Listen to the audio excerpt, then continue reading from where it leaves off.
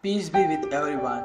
Today, the Catholic Church celebrates the feast of Saint Pacificus of Severino. Pacificus, born into Emperor's Divine family on 1st March 1653 in the city of San Severino, Italy. He was one of the 13 children. At age 3, he lost his father and his mother. Along with his sibling, he brought to his house of an uncle to be raised.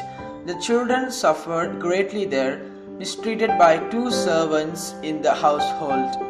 From infancy, Pacificus had received a good religious formation from his mother, which helped him to not fall into despair and to follow the religious vocation that early attracted him.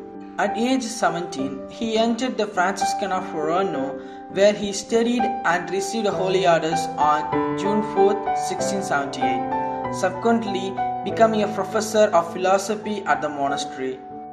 The words of our Lord, "The harvest is great, but the workers are few," refused to leave his mind, and he concluded the world did not need doctors but apostles. He spoke about the concern to his provincial, who directed him in 1683 to take up missionary work. For 5 or 6 years, he actively preached to the people of surrounding region. His ideal was to convert the infidel and suffer martyrdom. But God had reserved to his hunter of souls another apostolate, that of the suffering. His feet became swollen and covered with wounds, which prevented him from walking, a condition he suffering until his death. For a while, he held a post guardian in the monastery and decided many hours to hearing confessions. However, he could no longer do so after he became deaf and could not communicate with those around him. This intensified his union with God. The loss of this sense was not enough. Pacificus also became blind. In the year last of his life, he could no longer celebrate Mass or go to the choir, and since the worst enemies of the man are his neighbors, Saint Pacificus found some person in his monastery, like the sacristan and nurse, who mistreated him with words and deeds.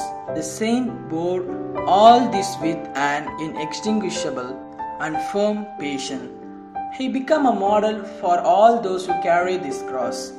But he sought for comfort and relief in God alone and was by him favored with marvelous supernatural graces and with the gift of working miracles.